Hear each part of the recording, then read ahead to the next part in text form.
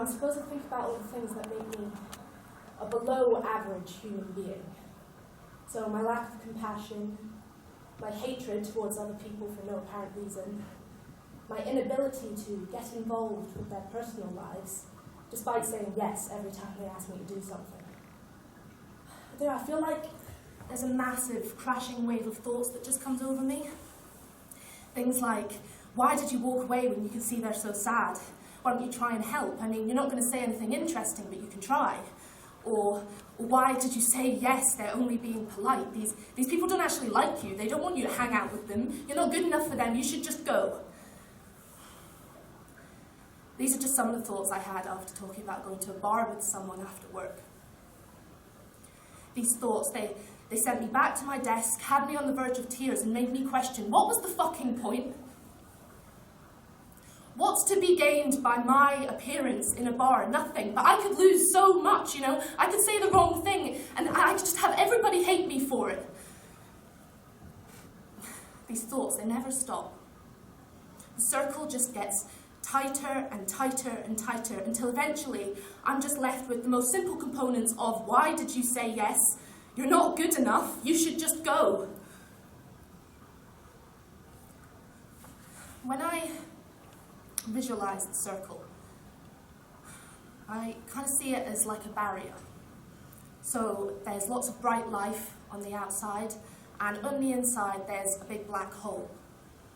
And if I focus and I zoom in, I can see the black hole is starting to seep through the barrier and infect the bright life. And I can see my one-year-old godson with blackening fingertips and darkening hair, and his mum, my best mate, just blaming it on some toy he's been playing with. But she never stops to look at me. She never realizes that I'm the one infecting him. The truth is, I'm just a fucking piece of shit that just hurts people by being near them. I feel like a psychopath at times as well. Like, you know when you're out and you've been drinking and you start talking, and it's that time of the night where you share your feelings. And you tell me that you're not happy in your life. You tell me that you've got a shit job, shit car, and you feel like your boyfriend's cheating on you. And I'm sitting there listening, and I'm just thinking, good. And you know, I try to pretend it didn't happen. I try to pretend I didn't just feel some sense of joy when you told me that your life was falling apart. I really try, but as much as the black hole sucks in, it spits out as well. And it makes me realize things about myself. And it makes me see the sort of person I am. And I'm not good enough for you. And I'm not fine.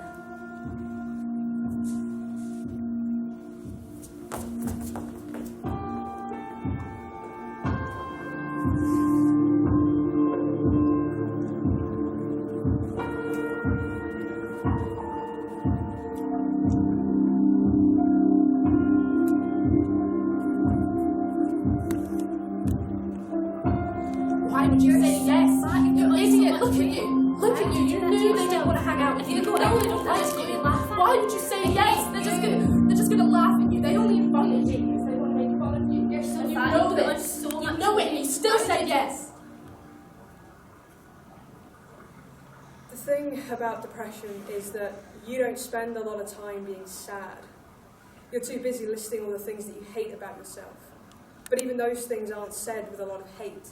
They're stated like facts. When you're depressed, you have a lot of time to think about how shitty a person you really are and how there's nothing that you can do to change that. Well, there is one thing you can do. I think a lot about killing myself, not like a point on a map, but more like a glowing exit sign at a show that's never been quite bad enough to make me want to leave. Neil Hilborn said that, and he's totally right. When I think about killing myself, which admittedly is an almost daily occurrence, I think about the best way to do it and all times I've failed. I tried starving myself once, but it was too painful. I made it 6 days in before it felt like I'd swallowed a dagger that wasn't digesting properly. I can't buy a gun because someone would definitely notice, and I'd feel bad for whoever had to clean bits of my brain off the wall. Hanging has always felt like something that, at the last minute, I'd realised some deep sexual fantasy about choking, and at that point I'd question why I was trying to kill myself when there's so much sex to have. I had a dream once that I threw myself off a bridge and drowned.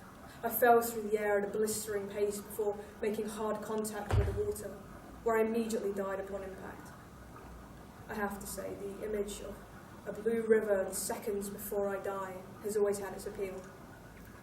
Trouble is, I'm scared of heights. No. Of all the ways I could kill myself, sleeping pills in the bathtub seems like the most peaceful. The easiest on myself and everyone around me. The thing is, I know myself so well that I know what my final thoughts would be. What if you're wrong? What if you're not the shitty person you always told yourself you were? What if you really do have the ultimate sexual fantasy that's going to bring you back into the world? Because for me, that's what it's about. I don't want people to notice I'm in pain. I don't want them to see that I haven't eaten for 6 days, or that I'm planning a violent attack, or that I'm looking at the thickest rope in the shop with relief in my eyes. I don't want people to notice I'm in pain, because some of them might know what that's like, and it's not glamorous. It's not tragic. It's not even heroic. It's just pain. Unending agony. I go to sleep every night and I beg not to wake up. I cry at the first sign of sunrise because no one was merciful enough to suffocate me in my sleep. And I get through another day somehow. I know I won't kill myself just yet because I'm truly terrified that my relief, my saving moment when the last pill stops my heart, will be the breaking point for everyone else around me. And that's far too high a price to pay right now. So I'll keep waking up until the day comes when I just don't care enough about you anymore. And I realise that through all my talking right now, you never once stopped and realised I'm trying to tell you something. I'm not fine.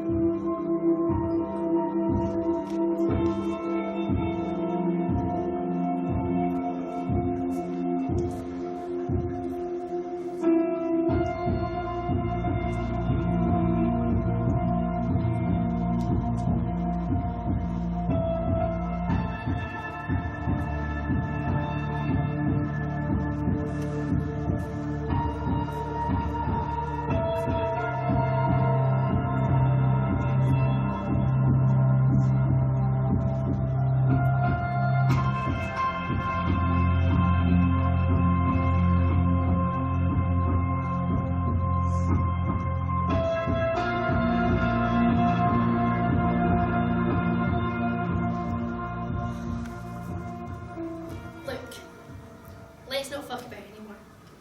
Let's try a bit of honesty for once. You and me, let's be honest with one another. Because we all know that I was dead before you walked through that door.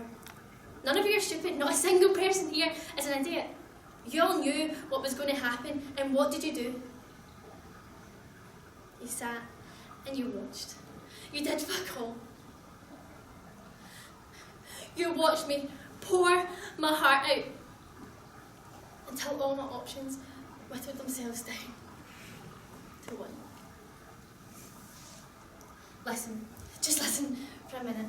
You don't need to feel bad, you don't need to feel guilty or any of the things you feel when someone you know is about to die. Because like I said, I was dead before any of your day began.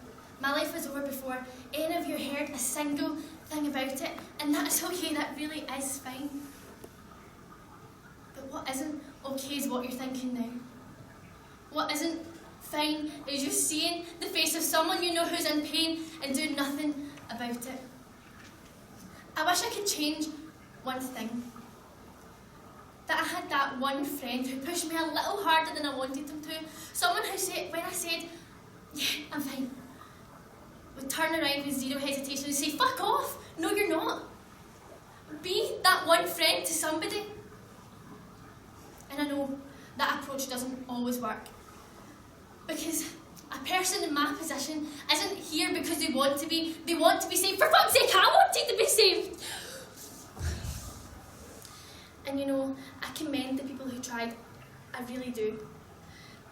But the point is, they were never, ever going to succeed, because any time I ended up in hospital, or I was in the bathtub too long, or I contained myself to my bed, they would always ask me, why do you always try and hurt yourself?